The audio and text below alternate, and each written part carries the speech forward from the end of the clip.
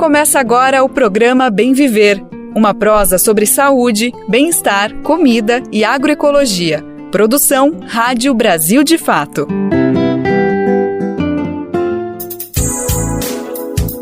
Olá, hoje é quinta-feira, dia 5 de dezembro de 2024. Chegamos para sintonizar a frequência de uma sociedade mais justa para todas e todos. Eu sou Afonso Bezerra e sigo na apresentação aqui do Bem Viver para ecoar essa proposta em cada mente e coração conectado aqui com a gente. Então, estamos no ar para falar de agroecologia, saúde, reforma agrária, literatura marginal e muito mais. Então, vem com a gente que o programa está só começando. Bora nessa conferir os destaques do dia? Legado na resistência, organizações lamentam a morte de Antônio Canuto, referência na luta por terra. Missão Sementes de Solidariedade no Rio Grande do Sul apoiou mais de 5 mil pessoas após enchentes no estado. MST realiza atos da jornada de luta por direitos e reforma agrária. Deputada Célia Chacriabá do PSOL protocola PL e vai aos Estados Unidos contra o uso de agrotóxicos no Brasil. Literatura marginal. Conversamos com o escritor Wesley Barbosa, autor da obra Viela Ensanguentada. E começou em Curitiba a 21ª edição da Jornada Nacional de Agroecologia. Saberes e sabores quilombolas são celebrados em cestas de Natal em Minas Gerais. Então, tem esses, mas tem bem mais aqui no programa que começa agora mesmo. E nos despedimos de Antônio Canuto, membro histórico da CPT, a Comissão Pastoral da Terra. Ele deixa um legado de atuação contra a pobreza e pela garantia de direitos, em especial dos povos da terra. Canuto é uma referência na luta por terra no Brasil e deixa um legado de resistência contra as violências do latifúndio. Ele foi um dos fundadores da CPT ao lado de Pedro Casaldáliga e de Dom Tomás Balduino. Vamos saber mais na reportagem com locução de Douglas Matos. Ativista histórico da luta contra a concentração fundiária no Brasil e um dos fundadores da CPT, a Comissão Pastoral da Terra, Antônio Canuto morreu na madrugada da última terça-feira, dia 3, em Goiânia, aos 83 anos após um infarto. Conforme pediu, será enterrado às margens do rio Araguaia, na cidade de Santa Terezinha, no Mato Grosso, onde teve longa atuação como padre. Organizações do MST, o Movimento dos Trabalhadores Rurais Sem Terra, e o CIMI, Conselho Indigenista Missionário, lamentaram a morte de Canuto, descrito como um fiel defensor dos mais pobres, em especial dos povos da terra. A nota do MST começa com uma citação do próprio Antônio Canuto. Abre aspas, é da maior importância a indignação diante dos que concentram a terra, dos que se locupletam às custas do sangue e suor dos trabalhadores do campo, fecha aspas. Nascido em Caxias do Sul em 1941, Canuto passou por Campinas, no interior paulista, e chegou aos 30 anos à cidade de São Félix do Araguaia, no Mato Grosso, onde atuaria por grande parte da vida. Era 1971, tempo de forte repressão da ditadura, quando Canuto se juntou à equipe pastoral da Prelazia de São Félix. Seu coordenador na época era Pedro Casaldáliga. Foi com ele, Dom Tomás Balduino e outros bispos que em 1975 Canuto fundaria a CPT. Foi uma reação à exploração e expulsão de terras de trabalhadores rurais, poceiros e peões, em especial diante dos projetos desenvolvimentistas na região amazônica. Por esse engajamento que antecedeu a própria entidade é que Canuto se apresentava como agente pré-histórico da CPT. Em 1977, ele se mudou para Goiânia para atuar como coordenador no Escritório Nacional. Ao longo dos anos, foi também secretário da Coordenação Nacional e impulsionador do setor de comunicação, além de ter sido conselheiro permanente até o fim da vida. Depois de se aposentar em 2016, Antônio Canuto publicou 2 livros, Resistência e Luta conquistam território no Araguaia Mato-Grossense, da editora Outras Expressões, de 2019, e Ventos de Profecia na Amazônia, 50 anos da Prelazia de São Félix do Araguaia, pela editora PUC Goiás, de 2021. No fim da nota de pesar, o Movimento dos Trabalhadores Rurais Sem Terra afirmou que Canuto, amigo do MST, seguirá vivo nas ocupações e estará presente em cada ofensiva contra o agronegócio e o latifúndio. De São Paulo, da Rádio Brasil de Fato, locução Douglas Matos. Vale sempre lembrar agora e sempre o que disse Antônio Canuto. É da maior importância a indignação diante dos que concentram a terra, dos que se locupletam às custas do sangue e suor dos trabalhadores do campo. Agora, vamos falar sobre uma iniciativa no Rio Grande do Sul. É a missão Sementes de Solidariedade. A campanha surgiu após as enchentes que atingiram o estado entre abril e maio deste ano. Dezenas de organizações participaram da iniciativa que apoiou agricultores e agricultoras afetadas pela tragédia. A missão fez um balanço de suas atividades e destacou que mais de 5 mil pessoas do campo foram atendidas. Cerca de 80 toneladas de sementes foram compartilhadas, 50 mil árvores plantadas, entre outras atividades realizadas. Vamos conferir na reportagem de Marco Antônio Corbari, com locução de Daniel Lamy.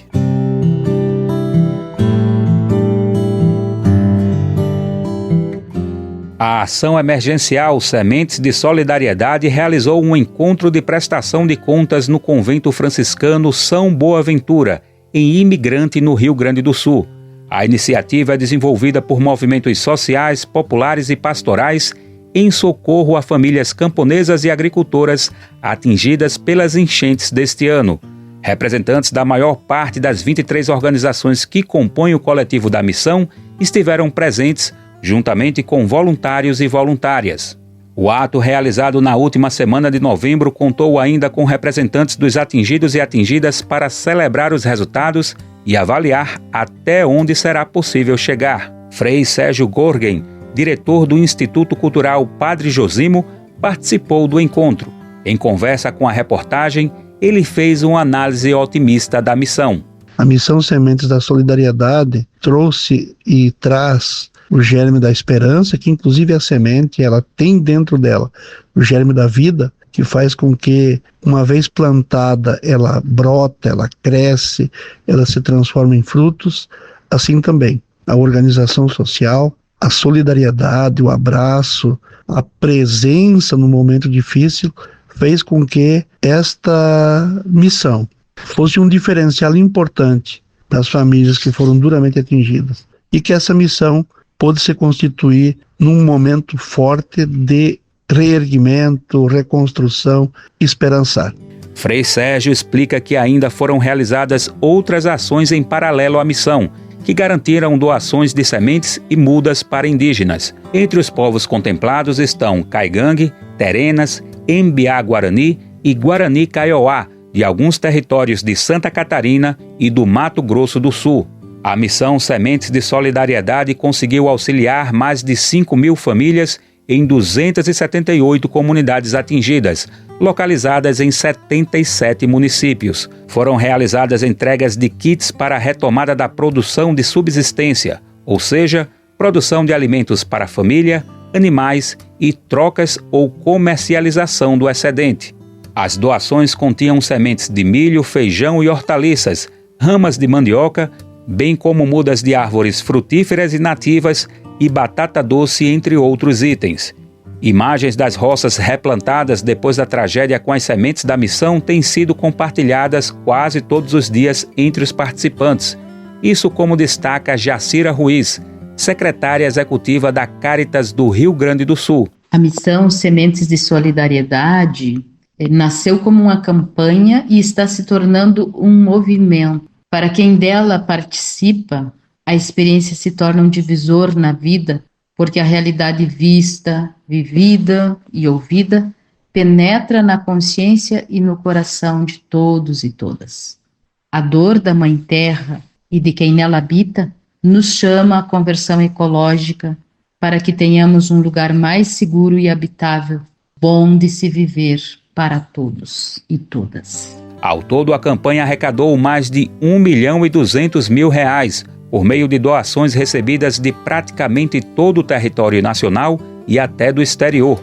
Além dos custos operacionais, os valores viabilizaram a destinação de quase 60 mil quilos de sementes de milho e mais de 30 mil sementes de hortaliças e de mudas de árvores nativas. Também entram na lista cerca de 5.000 sementes de arroz e aproximadamente 3.000 mudas de batata doce, entre outras. Para Maurício Queiroz, da CPT, Comissão Pastoral da Terra, a missão tem sido fundamental no apoio às famílias camponesas atingidas pelas tragédias climáticas. Queiroz destacou o ânimo elevado para seguir a atuação de forma continuada. A missão Sementes de Solidariedade tem sido fundamental no apoio às famílias camponesas atingidas pelas tragédias climáticas. Este encontro de hoje foi fundamental, foi um momento especial para avaliarmos a caminhada até aqui e planejarmos as próximas ações. Importante destacar que a equipe de voluntários e voluntárias está com muita esperança e energia para seguir em frente à missão que deve ser permanente. Além de camponeses e camponesas atingidas pelas enchentes, a missão Sementes de Solidariedade reverberou outras ações no entorno social da tragédia socioambiental que assolou o Estado. Uma amostra disso foi o trabalho ecopedagógico desenvolvido na Escola Estadual de Ensino Médio de Capitão, no Vale do Taquari. Lá, um grupo de professoras e alunos participaram da atividade para deixar seu testemunho. Manuela Salton, de 16 anos, foi a porta-voz do grupo para agradecer aos voluntários que foram até a escola e levaram as sementes crioulas e mudas compartilhadas no projeto. Eu gostaria de agradecer esse projeto da Sementes da Solidariedade e trouxeram o projeto e levaram as sementes e mostraram a importância dela para o benefício da saúde e que a semente boa é a semente sem venenos. No mesmo sentido, Riquelme Giareta, 16 anos, se mostrou orgulhoso relatando o caso do milho crioulo que ele mesmo plantou e cuidou de forma agroecológica. Ele comparou o resultado com o milho transgênico plantado nas proximidades, manejado com agrotóxicos. No dia que teve o projeto na nossa escola, eu peguei algumas sementes de milho e esperei meu pai plantar com o trator para fazer a roça e para fazer a experiência e plantei em um outro cantinho, no mesmo dia. E quando ele passou o veneno, deu para ver que o milho parou um pouco de crescer por alguns dias e o que eu plantei continuava vindo sem veneno. E hoje dá para ver que o meu é mais alto e ele é mais verde. Cauane Hitt, de 16 anos, também aprendeu com o projeto a importância e as vantagens das sementes crioulas, sem aditivos químicos. No dia que eles vieram à escola, então, já levei as sementes e as mudas para casa. Meu pai já se prontificou a plantar. Ele relatou que a plantação está sendo muito boa, estão vindo todas saudáveis, bem bonitas, e ele sempre costuma lembrar a importância de uma plantação sem veneno, né? Representantes das famílias visitadas pelos voluntários e voluntárias da missão, que depois receberam os kits para a retomada da produção, também deixaram seus relatos. Arlete da Rosa veio de Maravalha, Cruzeiro do Sul. Ela contou que pouco conhecia dos movimentos que fazem parte da missão e foi justamente com a atuação dos voluntários e voluntárias que passou a conhecer. Receber a semente para plantar foi muito bom. E hoje meu marido está em casa capinando o aipim, que já nasceu, está bonito. E o milho também está bonito e as outras sementes todas estão produzindo. A gente se sente agradecido de ter alguém para nos doar esperança. Isto é esperança. Dona Sandra Maia, de Travessão Mariante, Venâncio Aires, também agradeceu a todos e todas que participaram da ação. Ela deixou como exemplo o plantio do milho recebido na partilha. Para mim foi uma experiência a mais que eu tive, e a semente também a gente já plantou, em seguida a gente já colhe milho verde para venda, né? É muito bom. No final do ato, os participantes realizaram um momento de espiritualidade no jardim do convento e receberam mudas de flores, como forma de gratidão pelo envolvimento na ação. Segundo os organizadores, todos foram convocados a manter ativa a mobilização, garantindo que a missão Sementes de Solidariedade passe a ter um caráter permanente. Neste mês de dezembro e também em janeiro, está previsto um retorno aos territórios atingidos para seguir com o trabalho de mobilização. Da Rádio Brasil de Fato, com reportagem de Marcos Antônio Corbari, em Porto Alegre, no Rio Grande do Sul.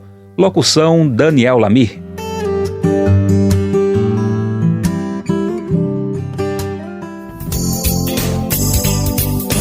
E aí, quer ajudar na continuidade dessa campanha? As organizações que integram a missão informaram que as ações de arrecadação de fundos e de doações seguirão abertas. Confira os dados para envio na versão online desta matéria, que está disponível no site do Brasil de Fato Rio Grande do Sul. Anota aí o endereço, é brasildefators.com.br. Repetindo, é brasildefators.com.br. E também temos a versão no site brasildefato.com.br. E a gente destaca agora a chamada Jornada de Luta por Direitos e Reforma Agrária Popular. Essa mobilização segue na ativa pelo país para cobrar o avanço do direito à terra e denunciar injustiças no campo. No Rio Grande do Sul, famílias acampadas do MST iniciaram uma vigília na sede do INCRA em Porto Alegre. A principal reivindicação do grupo é o avanço nos processos de reforma agrária, que estão paralisados há mais de uma década. Cerca de 1.500 famílias seguem acampadas no estado, e o movimento cobra uma celeridade no assentamento delas. Para isso, o governo federal deve avançar nas vistorias e compras de terras para possibilitar o processo. João Onofre, da Coordenação Estadual do Movimento dos Trabalhadores Rurais Sem Terra, participa do ato. A gente veio para cá num grupo de 250 famílias para uma vigia aqui no INCRA, para cobrar agilidade na efetuação do negócio da aquisição de áreas aqui para o Rio Grande. Então, para as famílias acampadas, que a gente tinha uma previsão de sair área ainda este ano. Então, a gente veio para cá nessa vigia com tempo indeterminado. A gente não sai daqui sem ter uma conquista. Então, o nosso lema aqui é Natal com terra. Então, as famílias vieram para cá e vão permanecer aqui. A gente está aguardando que Brasília se manifeste para conversar com nós, para a gente agilizar essa negociação. Também na manhã de ontem, em Pedras Altas, no Rio Grande do Sul, famílias do MST ocuparam 2 fazendas. No momento, seguem acampadas 170 famílias do acampamento Sebastião Sales de Ulha Negra. Clério Renato, mais conhecido como Xará, que está acampado há 9 anos, participa da vigília no INCRA da capital gaúcha. Ele destaca a falta de progresso nas negociações nesse período. E a gente já vem aí há 8, 9 anos e 8 meses numa luta muito árdua, Eu mesmo, minha família, já temos mais 2 filhos embaixo da lona. Num período onde peguei um Bolsonaro aí, mais o Temer, 6 anos sem progresso nenhum. E muito desse tempo, às vezes, sem alimentação nos acampamentos. Então a gente está nessa vigília aqui esperando que agora com o governo Lula a gente tenha algum progresso na negociação de pelo menos 3 áreas que a gente pretende que é a nossa luta hoje. Então é bastante que os companheiros já passaram aí, a gente vem muito tempo sofrendo, às vezes sem lona, e esperemos que até Natal a gente esteja no assentamento. No INCRA estão 250 famílias de 3 acampamentos. Um deles é o Herdeiros da Luta, de Tupã-Siretã, com 1 ano de acampamento. Com esse mesmo período também seguem famílias do Cepé Tiaraju, da Encruzilhada do Sul. O terceiro acampamento é 8 de março, de Charqueadas, com 11 anos de acampamento. A mobilização cobra medidas concretas para garantir terra e condições de vida dignas às famílias envolvidas. Vamos seguir acompanhando aqui no Bem Viver a jornada de luta por direitos e reforma agrária popular e deixar você por dentro de tudo que está acontecendo nestas mobilizações. E a gente destaca agora uma iniciativa da deputada federal Célia Chacriabá contra o uso de agrotóxicos. A parlamentar do PSOL de Minas Gerais busca apoio internacional para ampliar a denúncia sobre as violações aqui no Brasil. Ela segue em Washington, nos Estados Unidos, onde participa de uma missão parlamentar pela ação climática. Célia Chacriabá vai ecoar os impactos da contaminação por venenos entre as populações indígenas do Brasil. O evento começou ontem, dia 4, e segue até amanhã, dia 6, na capital estadunidense. O Dia Mundial de Luta contra os Agrotóxicos foi celebrado na última terça-feira, dia 3. A data é uma memória de um grave acidente ocorrido em 1984 na Índia. E a pobreza e a extrema pobreza no Brasil chegaram ao menor nível desde 2012, minha gente. De acordo com o IBGE, a queda foi puxada por ocupação e benefícios sociais. As mulheres e pessoas negras ainda são as mais afetadas pelas desigualdades, Vamos saber mais detalhes dessa história na reportagem com locução de Douglas Matos. No ano passado, o Brasil alcançou os níveis mais baixos de pobreza e extrema pobreza desde 2012, quando o IBGE, o Instituto Brasileiro de Geografia e Estatística, iniciou a série histórica. A informação é da pesquisa Síntese de Indicadores Sociais 2024, divulgada nesta quarta-feira. Os dados mostram que, em um ano, 8.700.000 pessoas saíram da pobreza no país. Em percentual, o índice passou de 31,6% para 27,4% nessa situação comparada ao total da população brasileira. No mesmo período, aqueles que estavam em extrema pobreza passaram de 12.600.000 pessoas para 9,5 milhões de brasileiros, uma diferença de mais de 3 milhões, saindo de 5,9% para 4,4% da população. Para calcular os dados, o IBGE utiliza os parâmetros de renda estabelecidos pelo Banco Mundial. Estão em situação de pobreza aqueles que ganham abaixo de R$ 665 por mês.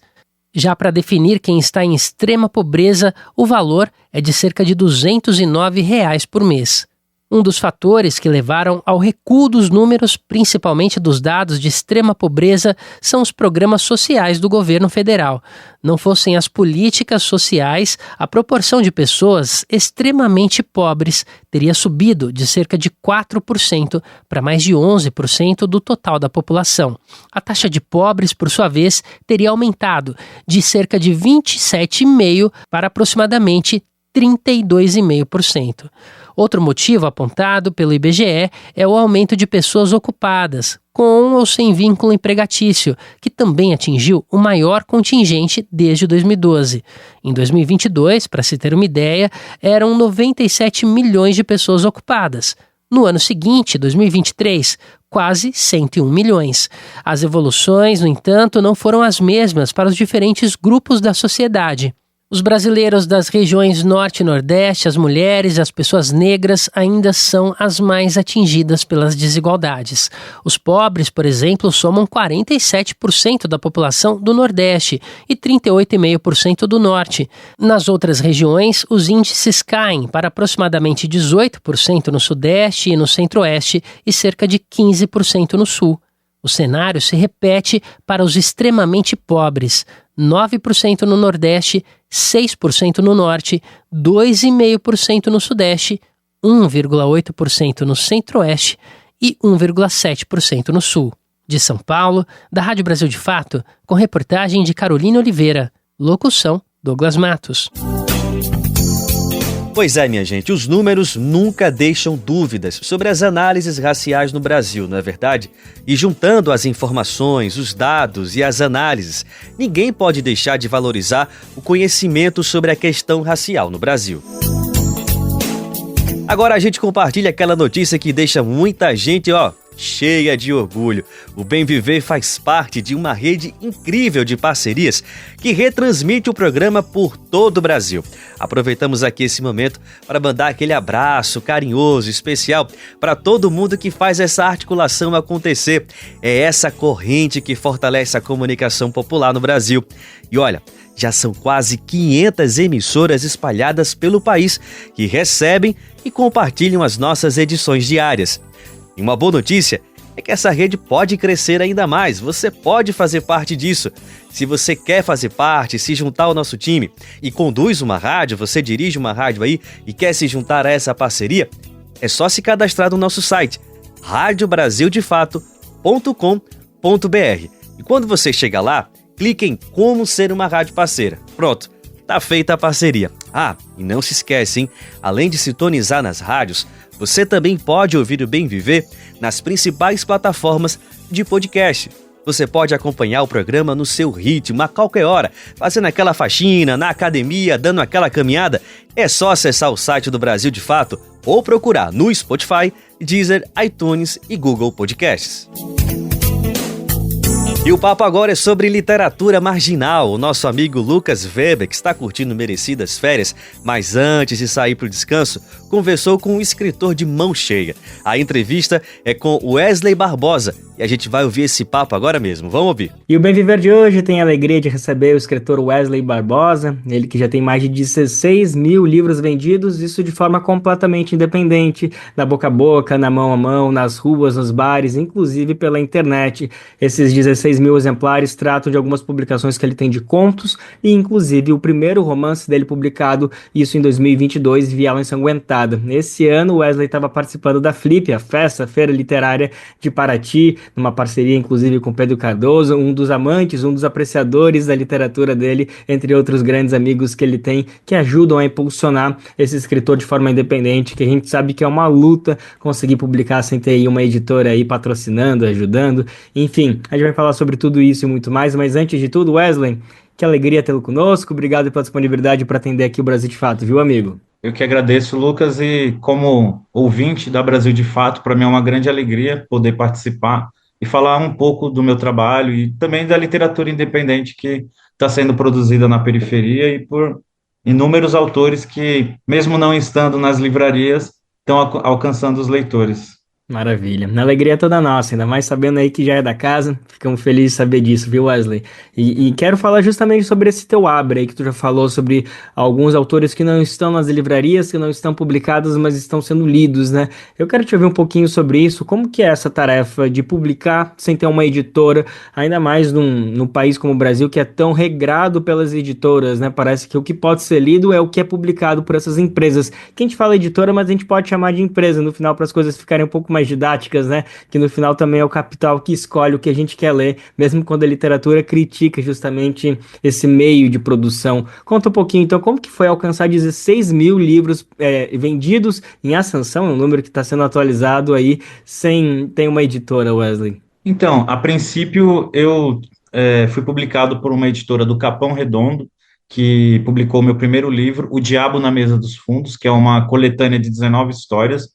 O editor desse livro foi o Ferrez, ele apostou no meu trabalho e fez 200 exemplares, esses 200 exemplares foram vendidos dessa maneira independente, e depois fizeram mais 1.000 exemplares, e aí eu notei que imediatamente que os meus livros não estariam nas livrarias, e que eu teria que ser o meu próprio distribuidor. Então eu trabalhava numa lanchonete, numa universidade lá em Santo Amaro, e quando dava o final do expediente, eu saía, passava por debaixo da catraca do ônibus para vender livros no centro de São Paulo, onde eu abordava as pessoas, me apresentando, meu nome é Wesley, sou escritor, sou de tal e tal lugar, posso te falar sobre o meu livro? E aí eu notei que eu tinha um certo talento para falar sobre o meu trabalho, né? Porque, afinal de contas, anteriormente, eu também trabalhava como vendedor ambulante. Eu comprava filmes e vendia, eu assistia os filmes para poder falar dos filmes para as pessoas e vendia. Então eu pensei, por que eu não posso vender o meu próprio livro? Quem melhor do que eu para fazer essa abordagem? E aí eu fui vendendo livros até o momento em que eu fui para a Flip em 2019 e vendi mais de 300 livros e comecei a viver dessa grana. E aí eu percebi que não precisava mais ter um trabalho formal e eu poderia viver da minha literatura. Então, foi mais ou menos daí que começou esse meu, vamos dizer assim, essa andança literária, né? Então, eu acabei me tornando um ambulante da literatura. E Wesley, depois de ter passado por tudo isso, já ter conquistado uma marca expressiva, né? Que é 16 mil livros vendidos dessa forma, como um andante literário, te parece... o teu sentimento é de seguir esse caminho, apostar isso, apesar da dificuldade que eu imagino que deve ser, ou hoje, se uma editora bater na tua porta, seria um momento que você estaria disposto a conversar? Já visto que tem grandes escritores periféricos que também são publicados por editoras. Eu falei ali no começo que a gente tem que chamar de empresas, é óbvio que não é para jogar no lixo e jogar, né, chamar todo mundo de como não estão interessados em publicar uma literatura com contexto, não é isso, assim, só quis dizer que no final acaba entrando nesse contexto capitalista, né? Mas, enfim, queria te ouvir um pouquinho sobre essa reflexão, se acabou sendo uma escolha que você vai seguir ou segue aí disponível, de repente, a dialogar, dependendo de como vier o convite. No começo, era muito difícil, porque até então ninguém me conhecia. Então eu tinha que batalhar ali e defender o meu livro de todas as maneiras, assim, no melhor sentido, né? Falando da qualidade do texto. Como eu disse, quem é melhor do que eu, né, para acreditar no meu livro? E esses 16 mil exemplares vendidos, na verdade, eu fui vendendo dessa maneira, de mão em mão, pela internet, vendi muitos livros pela internet. E aí, quando chegou em um determinado momento, eu comecei a ser convidado para fazer palestra em escola, ir ao SESC e levando o livro, sempre levando o livro. De repente, as pessoas começaram a me procurar. Então, isso foi, de alguma maneira, se facilitando. Então, hoje eu saio muito menos. Faz 2 anos que eu não saio para a rua para ficar vendendo assim de mão em mão. Eu só vou nas feiras literárias. Então, eu descobri que eu ia às feiras, as pessoas que já conhecem o meu trabalho, né, uma grande parte das pessoas que me acompanham no Instagram, então elas já vão intencionadas a comprar o meu livro. Algumas editoras já me procuraram, não foi uma nem duas, e foram editoras grandes. Acontece que eu, no momento, eu estou cada vez mais querendo continuar sendo um autor independente, porque eu abri um selo chamado Barraco Editorial, que é com a intenção, porque barraco, primeiro, porque eu já morei em um barraco, e tudo no meio editorial tem que ser meio bonitinho, e barraco às vezes pode soar uma coisa assim meio estranha, mas quando eu criei a palavra, quer dizer, esse conceito para a minha editora, foi justamente no sentido da resistência de uma pessoa periférica no mercado editorial. Então, hoje eu estou muito feliz. Eu sou a minha própria distribuidora, por enquanto, mas logo eu pretendo distribuir nas livrarias também. E, cara, eu estou sempre aberto a conversa, sim. Só que, no momento, eu estou feliz, sendo um autor independente, e estou publicando outros autores. Sabe por quê? Porque existe uma certa dificuldade de ter um diálogo, às vezes, com a editora. Por exemplo, uma editora grande cuida de muitos autores. Então, de repente, você quer falar sobre o livro, discutir sobre o livro de uma maneira assim mais atenta ao livro, e às vezes a editora vai estar cuidando de outros autores ali que já estão na casa. Então, eu consigo, por exemplo, contratar um capista, um designer que vai fazer o projeto gráfico do livro, um bom revisor e até mesmo uma pessoa que possa editar o livro, né? Porque até então eu mesmo editei os meus livros. E aí eu percebi que eu preciso de outro olhar que não seja o meu para editar os meus livros. Mas eu tenho uma editora. Então eu acho que cada vez mais os autores vão se autopublicar. Primeiro porque, por exemplo, é como eu sempre digo, a melhor pessoa que vai cuidar do seu trabalho artístico é o próprio artista.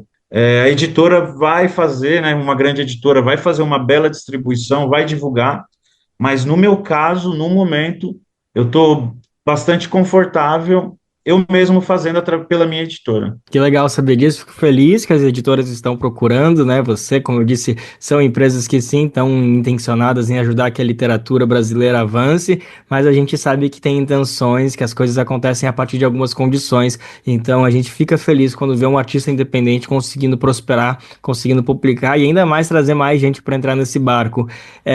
Wesley, ainda falando um pouquinho dessa disputa editorial, de publicação e de quem pode publicar no Brasil, queria te ouvir um pouquinho agora sobre as feiras e festas literárias, que me parece que é um movimento cada vez mais em ascensão no Brasil. Cada cidade está tendo, ainda mais cidades pequenas, isso tem sido muito bonito, que vários grandes autores têm ido participar dessas festas, dessas feiras. A Flip, eu acho que acaba sendo aí o maior símbolo. A gente fica feliz de saber que você participou, ainda mais ao lado, por exemplo, de Pedro Cardoso ali, que apadrinhou um pouquinho da tua obra nesse sentido, e queria te ouvir um pouquinho de se a gente tem que olhar com esses bons olhos, que nem eu estava trazendo para essas festas, para essas feiras literárias, se elas têm sido importantes mesmo como impulsionadoras dessa literatura, e principalmente uma literatura não branca, uma literatura não dessa que publicou durante séculos no Brasil, mas uma literatura que consegue ser minimamente mais diversa. A gente estava até conversando esses dias com o Itamar Vieira Júnior, que ganhou o Jabuti mais uma vez, e ele comentou, a gente estava falando dessa vitória, que o Prêmio Jabuti, pela primeira vez na história,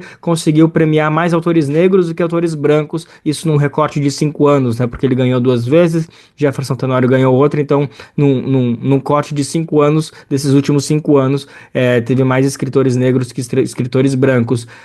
Queria te ouvir um pouquinho, então, como que a gente precisa olhar para esse movimento dessas feiras, feiras literárias estarem abrindo cada vez mais espaço para escritores negros, para escritoras mulheres, enfim, se a gente tem que olhar de fato com verdadeirismo, com genuinidade para todos esses olhos, e se talvez essas coisas estejam relacionadas, a expansão das festas com essa presença de autores não brancos, autores negros, mulheres, indígenas, enfim. Eu acho genuíno e necessário que tenham cada vez mais festas literárias, feiras literárias, debates. Outro dia eu fui convidado para fazer uma fala num lugar que era onde me disse uma das programadoras do SESC, alguns autores não queriam ir porque era um lugar muito longe, lá no interior. Eu falei, pode me chamar que eu vou, e nesses lugares sempre tem alguém querendo ouvir falar de literatura. Só que, às vezes, como é um local muito afastado, né, às vezes tem essa dificuldade. Eu acredito que cada vez mais a literatura que está sendo produzida por pessoas pretas, pessoas trans, LGBT, enfim, tudo isso todas essas pessoas que você comentou, até os ganhadores de prêmios do Jabuti, como o próprio Itamar Vieira Júnior ou o Jefferson Tenório, é que a periferia simplesmente tem a potencialidade de exprimir. Se a gente lê os grandes autores, feito, sei lá, Gorky, Dostoiévski, até o Machado de Assis, Lima Barreto, Carolina Maria de Jesus, vamos perceber que eles estão falando, de alguma maneira, a mesma coisa que esses autores provenientes das quebradas do Brasil, ou das minorias, né, como muitos gostam de dizer, que na verdade não é minoria, né, nós somos a maioria, é necessário, cara. E cada vez mais essas festas literárias, por exemplo, quando fecha um bar e é feito um sarau no lugar do bar, isso também é uma festa literária necessária. Ou simplesmente o sarau ele toma conta do bar e as pessoas abraçam isso, é porque há uma necessidade de que tenha cada vez mais movimentos literários que provoquem a discussão em torno da importância da literatura. Então, quando eu vou para a Flip pela primeira vez e saio apresentando meu trabalho de mão em mão, e aí no ano seguinte eu já consigo alugar um stand com a minha própria editora, e no outro ano eu sou convidado, e um cara feito Pedro Cardoso vai, é porque tem alguma importância, né? Então, por exemplo, a Flip, eu sempre ia na Flipei, e esse ano a Flipei foi em São Paulo, e foi tão incrível, porque ali realmente estava sendo discutido coisas políticas e também relacionada à literatura. Então, Flipei, Flip, os movimentos paralelos na própria Flip, como a Casa da Favela, é necessário. E é necessário que se olhe cada vez mais com empolgação para o que está acontecendo, né? Porque as pessoas, elas têm muita coisa a dizer, as pessoas que estão escrevendo hoje, só que às vezes não tem um espaço em uma editora, por exemplo. Por isso que eu volto a dizer, cada vez mais as pessoas estão se autopublicando, criando suas festas literárias, suas feiras literárias, para poder apresentar o seu trabalho. Então, hoje você vai na livraria, as pessoas estão indo lá procurar o meu livro não está lá, por enquanto, mas tem gente indo procurar meu livro na livraria, tem gente querendo ler o livro do Giovanni Bafo, que é um autor independente maravilhoso, e é isso.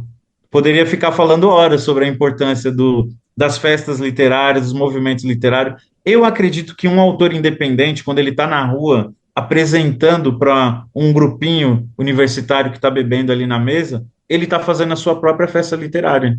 Então, mesmo quando eu não era convidado para uma feira literária para falar sobre o meu trabalho, eu estava fazendo a minha festa literária. E as pessoas estavam abraçando essa festa literária. Que bonito. E com certeza é uma festa muito mais animada, plural, diversa que tantas outras aí que a gente vê espalhadas pelo país.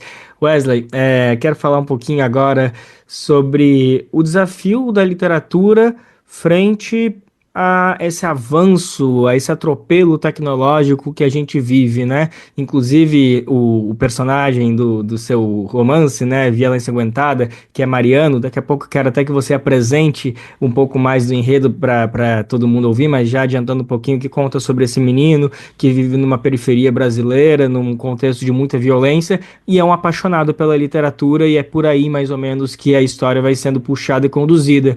Eu quero te ouvir um pouquinho sobre como que você tem sentido nessas andanças, nessas conversas, sobre a abertura das pessoas para receber um livro, ainda mais um livro físico, sabendo que hoje todo mundo tem seu celular, com internet, que a gente está cada vez mais acostumado com conteúdos curtos, né? A gente não tem quase paciência para ver um vídeo mais de 5 minutos, as coisas são muito assim, se renovam e de repente existe essa tecnologia ancestral quase, que é a literatura, que a gente está acostumada a ler livros que tem mais de 100 páginas, que demandam horas, que demandam atenção, que demandam concentração, coisas cada vez mais difíceis da gente conseguir conquistar nas pessoas.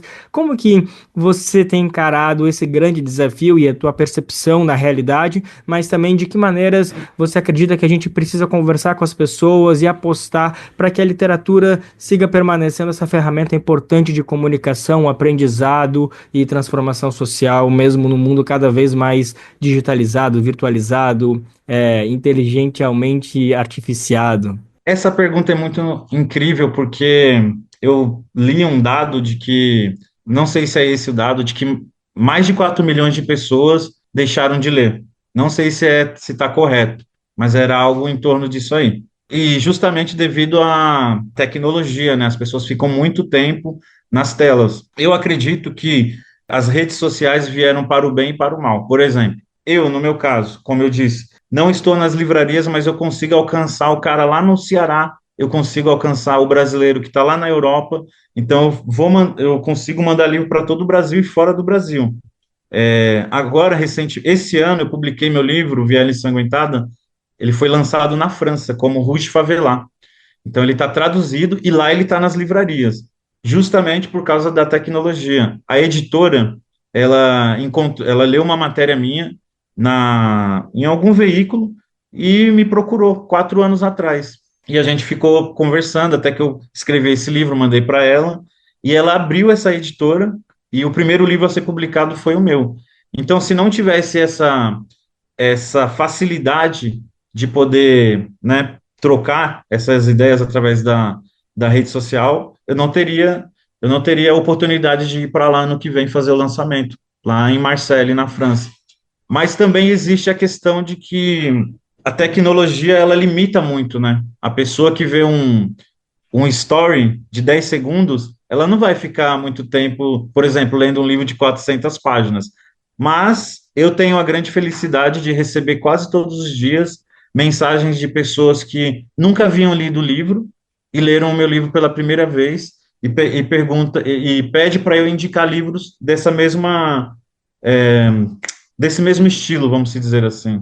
Então, eu acredito que o livro, como sendo uma das maiores tecnologias da humanidade, ele jamais será algo obsoleto, porque a nossa necessidade primordial é justamente o conhecimento, e o conhecimento armazenado dentro de um livro, onde a gente pode levar para debaixo de uma árvore, ele não vai pifar, ele não vai bugar, então é a pessoa com ela mesma, e com o livro, e com boas reflexões. Não vai acabar a bateria também do livro, né? Talvez no máximo acabe a luz natural e a pessoa precise de uma lanterna ali, mas o livro vai estar seguro.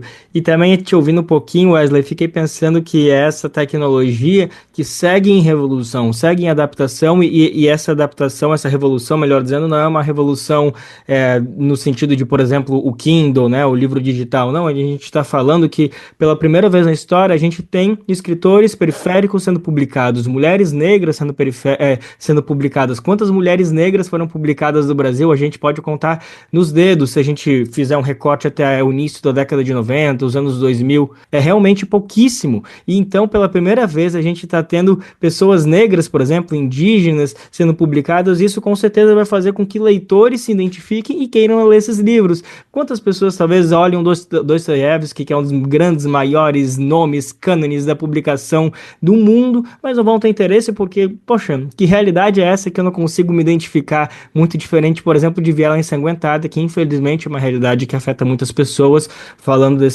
do teu romance, que aborda um sujeito, o Mariano, né, que passa uma infância muito árdua, muito difícil, tendo que trabalhar, abrindo mão da escola para conseguir ter o seu sustento. Então os livros estão sendo revolucionados a partir do momento que a gente consegue ter outras pessoas, outros autores, outras personalidades publicando.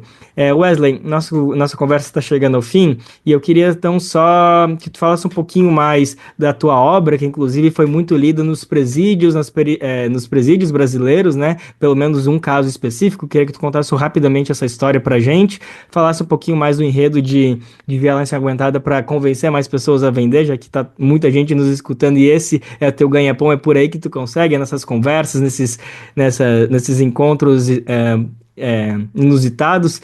E aí depois tem uma última pergunta sobre a próxima publicação que está sendo aguardada, mas antes vamos falar um pouquinho mais do Violência Ensanguentada, por favor. Eu estava pensando justamente, eu fui convidado recentemente por uma pessoa que faz um projeto lindo chamado Liberdades Poéticas, onde são mulheres que vão em presídios femininos e trabalham literatura.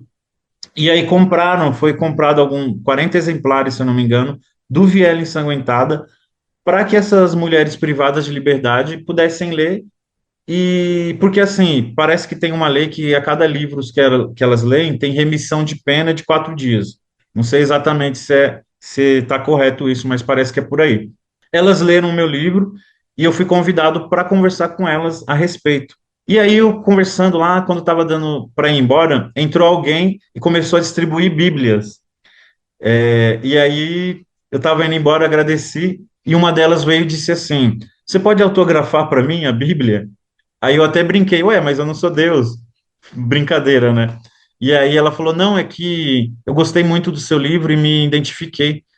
E eu queria que você escrevesse alguma coisa especial para que quando eu sair daqui eu vou arrancar essa folha e vou comprar o seu livro e vou grudar nele. E aí vieram todas. E eu escrevi isso no Facebook, printei e postei no Instagram. E alguém disse, por que você não faz uma campanha especial para doação de livros para essas mulheres? E aí eu encabecei na campanha, e em 2 semanas, 100 livros foram comprados para fazer essa doação para essas mulheres. Então, isso para mim é muito gratificante, é melhor do que um prêmio literário. Eu acho que quando uma pessoa que às vezes não tem o hábito da leitura, e ela desperta para isso, o escritor, ele já está muito feliz, e isso daí é uma inspiração. Não tenho nem palavras para dizer o que eu sinto quando uma coisa dessas acontece. Com certeza vale mais do que 10 jabutis e o prêmio Oceano, enfim, que lindo, Wesley. Bom, agora sim, para concluir a nossa entrevista, a gente está falando com o escritor independente Wesley Barbosa, ele que tem mais de 16 mil exemplares vendidos de forma completamente independente, principalmente Violência Aguentada, o primeiro romance dele publicado em 2022, que ele estava falando justamente sobre essa obra agora. E para encerrar nossa entrevista, conta qual que é a próxima publicação que a gente pode esperar, o que deve vir, se tem um novo romance aí saindo do forno, ou mais algum livro de contos? Eu estou escrevendo um livro de contos, já desde 2020, ele vai demorar um pouco para sair, porque estou fazendo, enfim, eu não vou falar muito sobre isso, mas eu já terminei um romance que eu não sei quando que eu vou publicar. Ano que vem pretendo publicar um livro infantil, já está pronto, eu acho, porque muita gente me pede, você não escreve para criança? E aí eu nunca tinha escrito.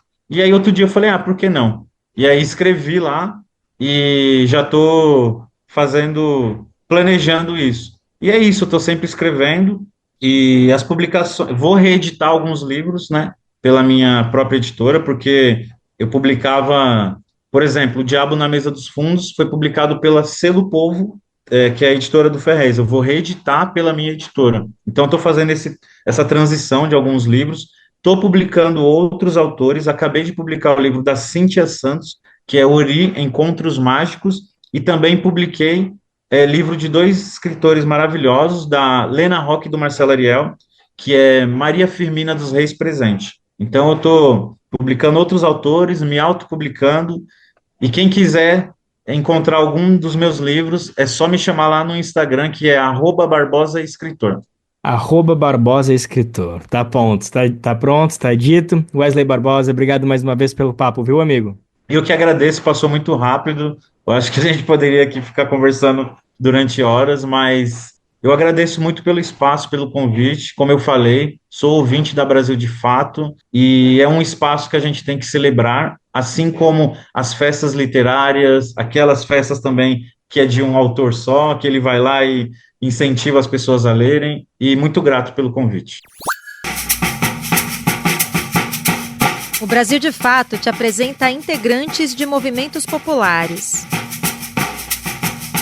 Olá, sou Regiane Silva, sou mulher negra, agricultora e represento a coordenação executiva da ASA Brasil. E esse ano a ASA ela celebra os seus 25 anos. 25 anos de luta pela segurança hídrica através da captação e armazenamento de água de chuvas. Ao longo da sua trajetória, a ASA ela construiu políticas de convivência com o semiárido. Essas políticas elas foram construídas juntamente com os agricultores e agricultoras, políticas voltadas para o semiárido.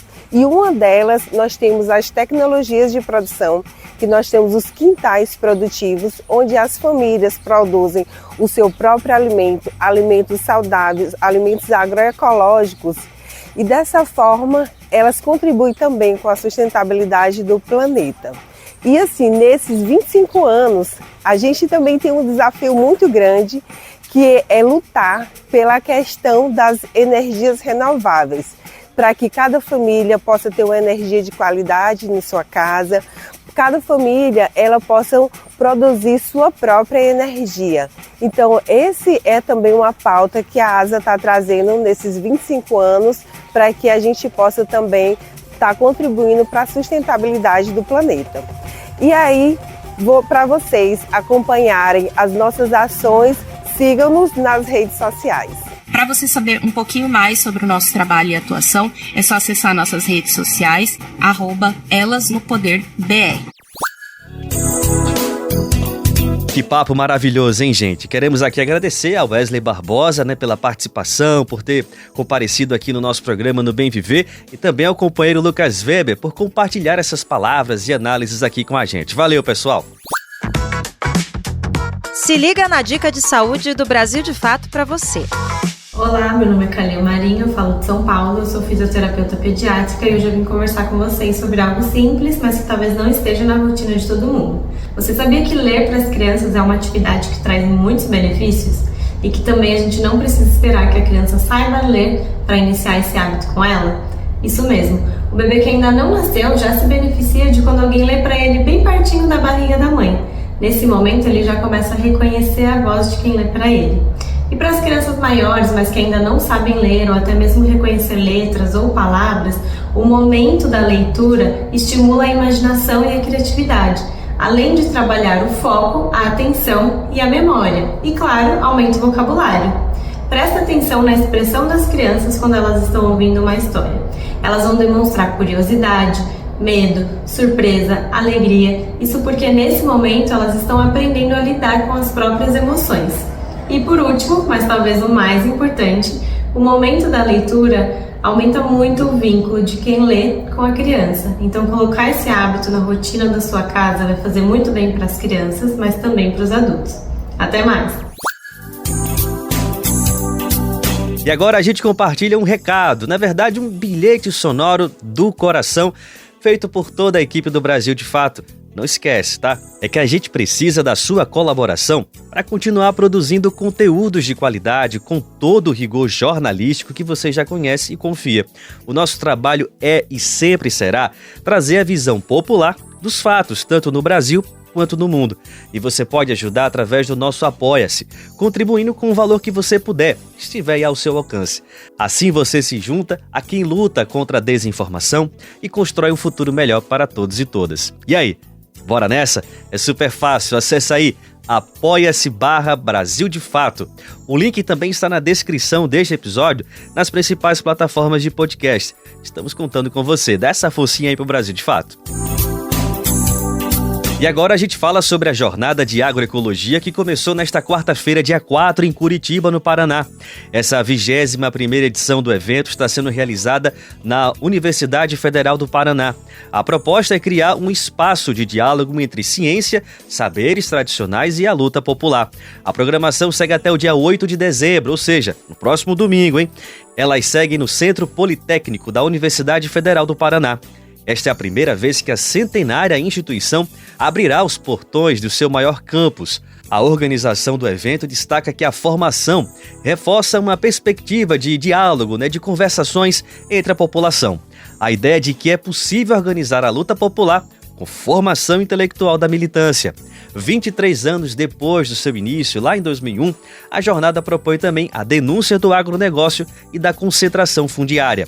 Os debates seguem ainda questões socioambientais, a crise do capitalismo dependente e a batalha ideológica. Confira mais detalhes sobre esse evento em brasildefatopr.com.br. Vou repetir, hein? brasildefatopr.com.br. E nós também temos a versão no site brasildefato.com.br. Vamos fazer aqui um exercício de imaginação agora. Que tal um Natal com sabor ancestral? Vamos falar agora sobre a rede agroecológica do Rio Doce, que está vendendo cestas especiais para a data. Ela carrega produtos oriundos de quilombos da região. Essa iniciativa garante renda para as comunidades e celebra os saberes tradicionais. Vamos ouvir detalhes na reportagem de Lucas Wilker. Cestas de Natal que preservam a ancestralidade e a agroecologia. A iniciativa, organizada a partir da rede agroecológica do Rio Doce, em Minas Gerais, traz 6 modelos de cestas com produtos variados para todos os gostos. E cada uma homenageia uma matriarca das comunidades, mulheres que são símbolo de resistência e sabedoria. As cestas incluem produtos autênticos das comunidades quilombolas, como temperos caseiros, cachaça, doces artesanais, geleias naturais e mel de abelhas. Vinícius Souza, da Comissão das Comunidades Quilombolas da Bacia do Rio Doce, reforça a importância da iniciativa. A importância dessas cestas é que são um divisor de água para a comunidade, para as comunidades em geral aqui da Bacia do Rio Doce. É muito importante o resgate, da forma da agroecologia, da forma como são produzidos os alimentos aqui tanto da comunidade do Morro também, como das demais comunidades. E isso eu vejo como uma forma de, além de resgate, mas de dar autonomia, de dar direção ao nosso povo, que eles consigam ver novos horizontes através da prática agroecológica, que já é algo natural nas comunidades, mas que isso possa também gerar uma produção que possa trazer benefícios para a saúde das pessoas fora da comunidade também. Ao adquirir a cesta, o público garante a renda das famílias quilombolas, fortalece o mercado agrícola sustentável e valoriza um modo de vida que preserva a cultura e a natureza, como explica Josiane Pascoal, da comunidade quilombola de São Félix, no município de Cantagalo. Essa cesta vem da nossa ancestralidade, por todos os produtos que contém nessa cesta, de cada comunidade, traz um pouquinho da nossa ancestralidade, os saberes tradicionais que nos foi passado de geração em geração. E essa cesta também traz um impacto social e econômico para nossas comunidades, pois nela podemos ter uma geração de renda a mais extra neste final de ano para nossas comunidades. Por uma questão de logística, a produção das cestas acontece em Itabira. Elas são comercializadas no município e também em Belo Horizonte. O projeto natalino, no entanto, é apenas o início de uma iniciativa maior, que visa fortalecer a produção quilombola, promover segurança alimentar e destacar a importância dos saberes tradicionais. Da Rádio Brasil de Fato, em Minas Gerais, Lucas Wilker.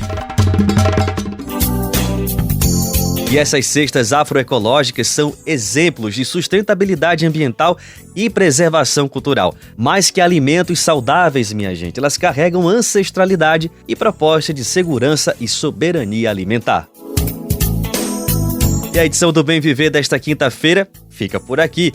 Mas calma, você pode nos ouvir na Rádio Brasil Atual 98,9 FM na Grande São Paulo ou no site radiobrasildefato.com.br. O programa vai ao ar em diversas rádios pelo país. A lista completa dessas emissoras que retransmitem o Bem Viver você encontra lá no nosso site, na matéria de divulgação diária do programa. E eu quero aproveitar aqui para agradecer a todos esses veículos por estarem com a gente nessa belíssima parceria e a você também que está com a gente nessa audiência maravilhosa. O Bem Viver também, fica disponível como podcast, e não vai esquecer. Estamos lá no Spotify, no Deezer, no iTunes, Google Podcasts. Dá para ouvir quando você quiser, na hora que você quiser, tá bom? A apresentação do programa hoje foi comigo, Afonso Bezerra. O roteiro é de Daniel Lamy. A edição e produção foi de Daniel Lamy e Douglas Matos. Trabalhos técnicos de Lua Gattinone, Adilson Oliveira e André Paroche. A coordenação de rádio e TV é de Monize Ravena. A diretora de programas de áudio, Camila Salmásio. A direção executiva é de Nina Fidelis. O apoio é da equipe de jornalismo do Brasil de Fato. Você ouviu o programa Bem Viver, uma prosa sobre saúde, bem-estar, comida e agroecologia. Produção Rádio Brasil de Fato.